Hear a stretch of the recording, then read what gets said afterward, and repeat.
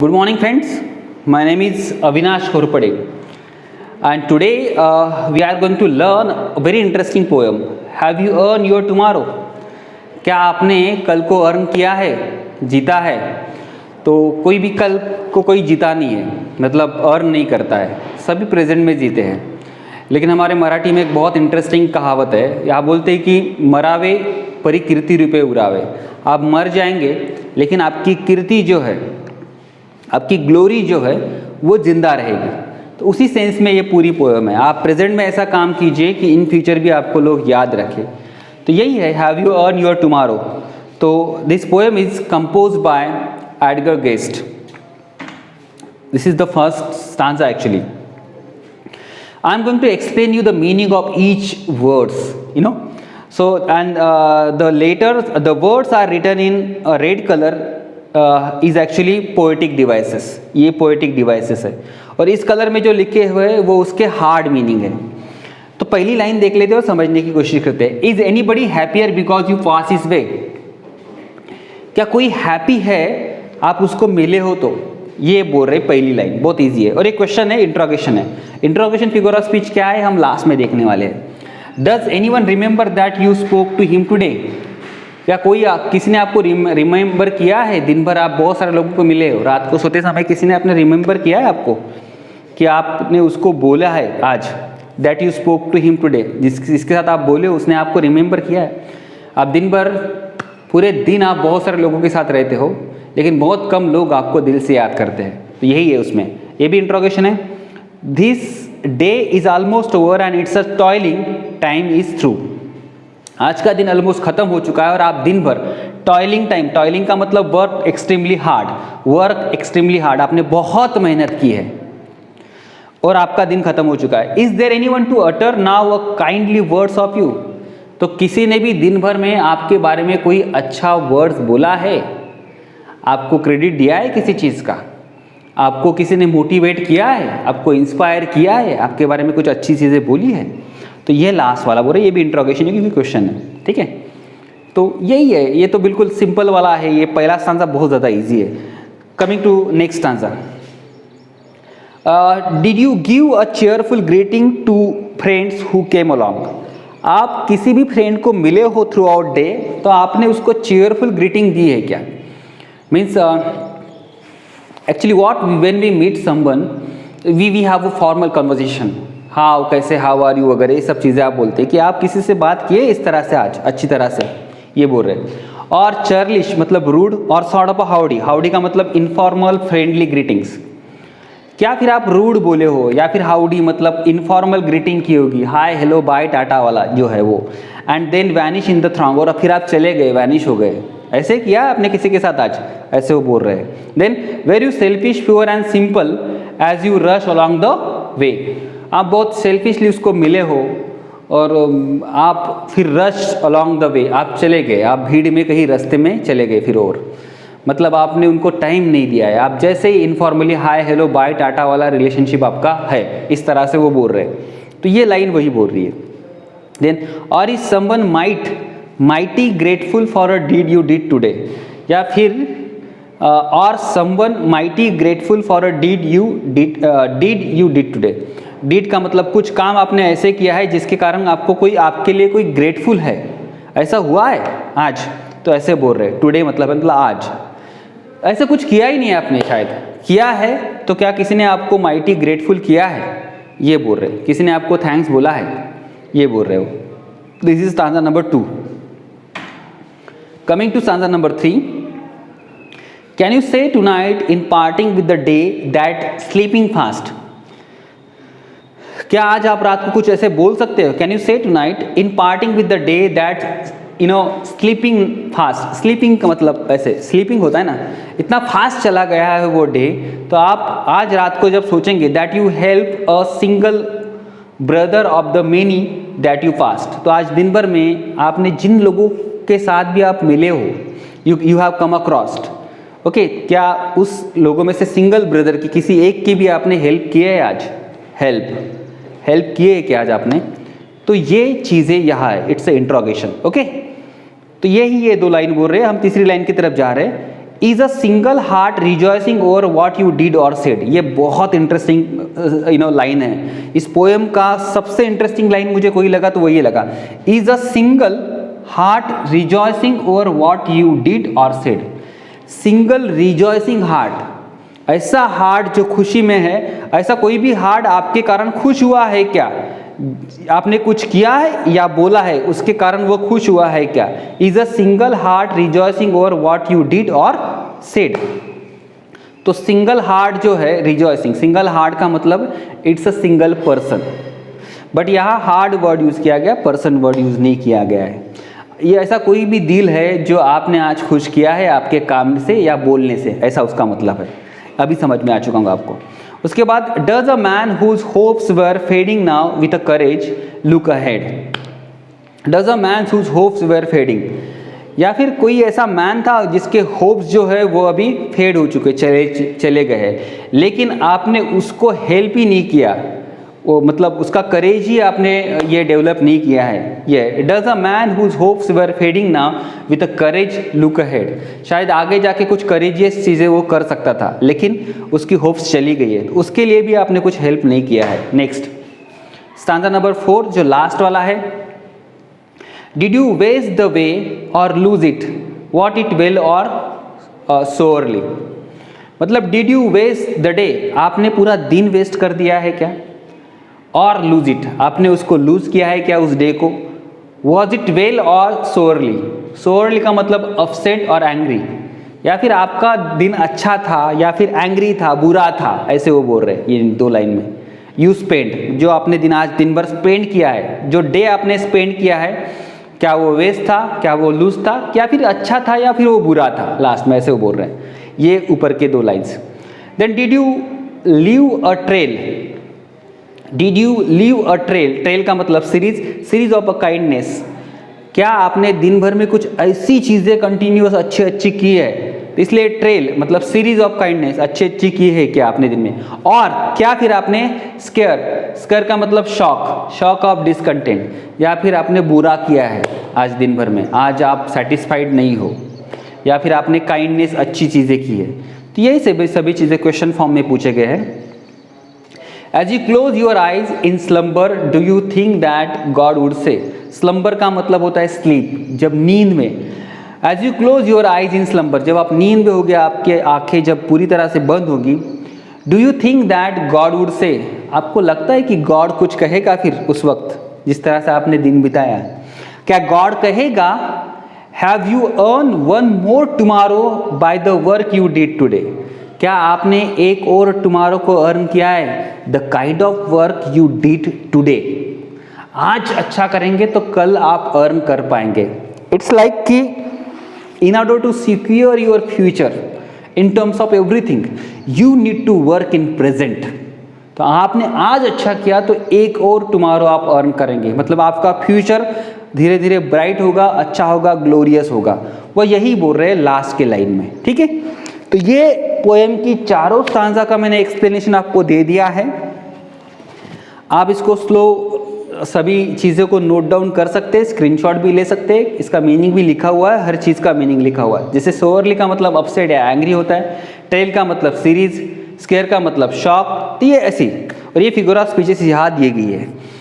Coming to the next portion, इस poem में जो पोएटिक डिवाइसेस यूज़ किए गए हम उसके बारे में बात करते हैं।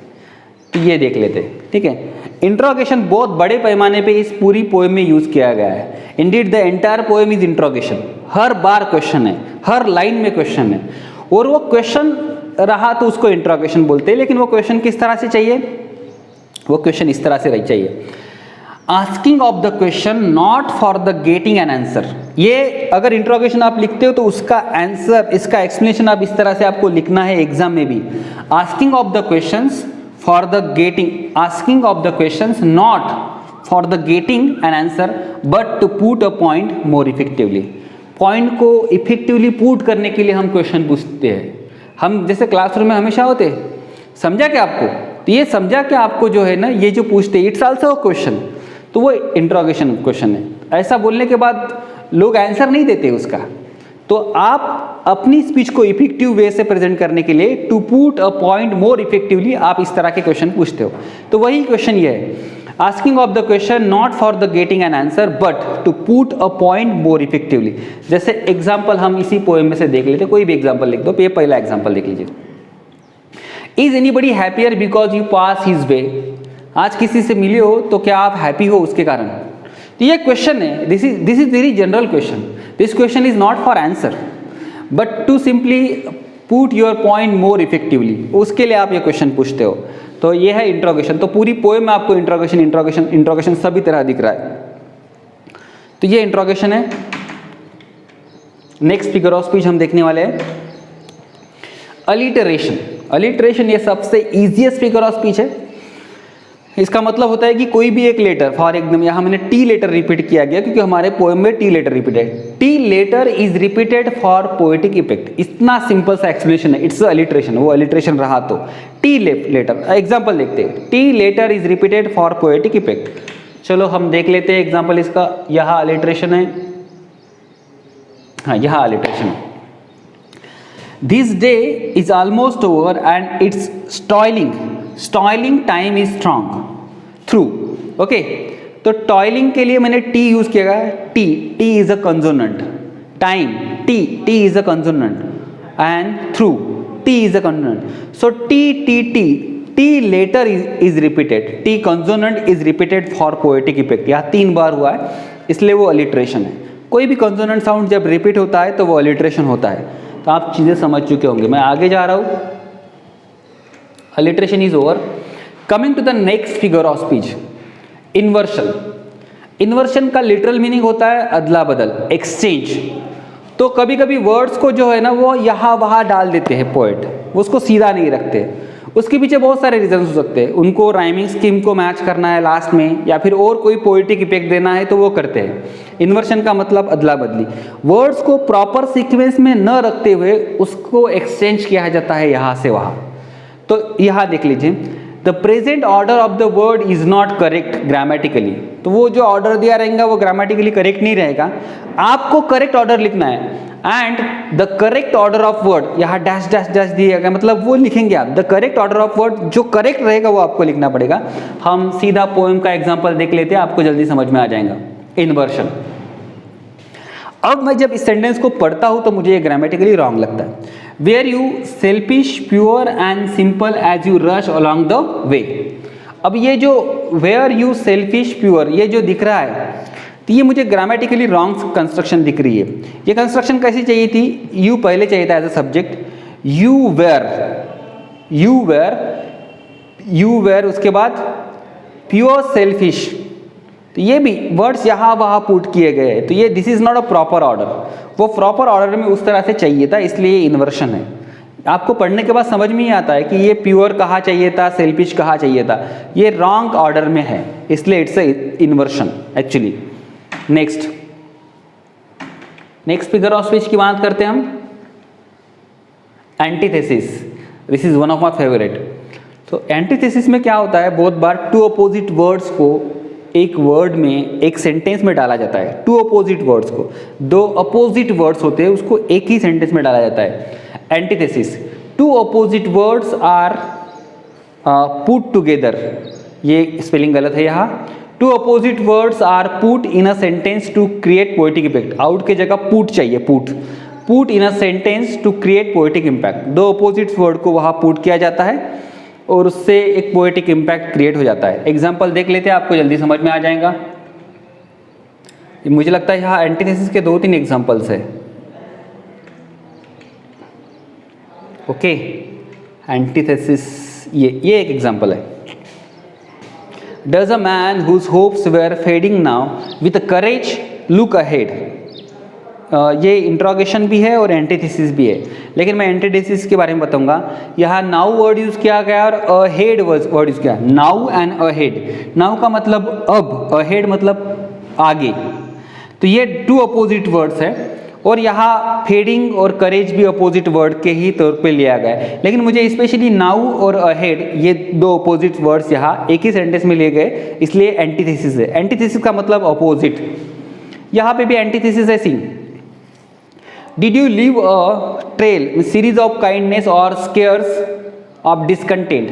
तो काइंडनेस और डिसकंटेंट मुझे दो अपोजिट वर्ड लगे थोड़े से सेंस में, तो इसलिए इट्स अ एंटीथेसिस। तो आपको वो पहचानना है, हर जगह पहचानना है कि कहाँ कहाँ उस तरह से वर्ड्स को यूज़ किया गया है। एंटीथेसिस के बाद I am talking about personification, जो बहुत ज़्यादा इंपॉर्टेंट और बढ़िया फिगर ऑफ स्पीच है। पर्सोनिफिकेशन का मतलब होता है एन इनएनिमेट ऑब्जेक्ट और an abstract idea behaves as a human being. मतलब एक निर्जीव कोई भी हो चीज़, इनएनिमेट ऑब्जेक्ट या फिर एब्स्ट्रैक्ट आइडिया, ऐसी आइडिया जो एब्स्ट्रैक्ट है, behaves as a human being, वो ह्यूमन बीइंग जैसी एक्ट करती है, बिहेव्स करती है। तो एग्जाम्पल के तौर पे हम यहाँ देखने वाले हैं पर्सोनिफिकेशन। ये is a single heart rejoicing over what you did और सेड। कोई भी एक सिंगल हार्ट, किसी का दिल जो है वो खुश हुआ है क्या, आपने जो किया है या बोला है उसके कारण। तो किसी का हार्ट जो होता है वो रिजॉइस नहीं होता है, वो खुश नहीं होता है। तो खुश कौन होता है, आदमी होता है। तो लेकिन यह heart behaves as a human being, इसलिए वो क्या है, personification. Heart behaves as a human being, इसलिए वो क्या है, personification. It's okay. Then synecdoche, यहाँ पे एक दूसरी फिगर ऑफ स्पीच भी यूज की गई है, सिनिकडेकी। सिनिकडेकी का मतलब होता है कि कोई एक पार्ट लेके, a part refers to a whole, कोई एक पार्ट पूरे होल को रिप्रेजेंट करता है। तो यह हार्ट जो है, it's a part of a human body and it represents the human. वो एक किसी आदमी को ये हार्ट, सिंगल हार्ट रिप्रेजेंट कर रहा है। एग्जाम्पल के तौर पे मैं लेना चाहता हूँ, अगर हम व्हील बोले तो हम समझ जाते हैं कार, व्हील बोले तो हम समझ जाएंगे कार। तो wheel is a part of that car but it refers the entire car. तो उसी ये हार्ट ले लिया, मतलब वो कंप्लीट पर्सन हो गया, इसलिए इस तरह से वो बोल रहे हैं कि single heart rejoicing over what you did और सेड, इट्स अ सिनिकडेकी। सिनिकडेकी का मैंने एक्सप्लेनेशन लास्ट में, सबसे लास्ट में दिया गया है, हम देख सकते हैं। शिट, हाँ, सिनिकडेकी का मतलब a part is refers to the whole, एक पार्ट पूरी चीज़ों को रेफर करता है। जैसे if I am talking about politics, तो पॉलिटिक्स में चेयर मैंने अगर ले लिया तो chair it's a position, it's a power. Okay, तो इस तरह से ये पूरी फिगर ऑफ स्पीच आज मैंने कवर कर ली और इसका एक्सप्लेनेशन भी मैंने कवर कर लिया है। Now this is the end of the poem have you earn your tomorrow. तो ये पोएम ख़त्म हो चुकी है। यहाँ आपको ये मेरा वीडियो डिटेल में देखना है, उसका पोएटिक एस्पेक्ट और उसका थीमेटिकल एस्पेक्ट भी आपको देखना है और इसके नोट्स निकालने हैं। इस पर हमारी टेस्ट होने वाली है। ओके, अगर आपको कुछ और क्वेश्चन पूछना है तो आप मेरे पर्सनल अकाउंट में भी आके मुझे कमेंट कर सकते हैं, यहाँ पे भी नीचे कमेंट बॉक्स में कुछ लिख सकते हैं। Okay, thank you so much.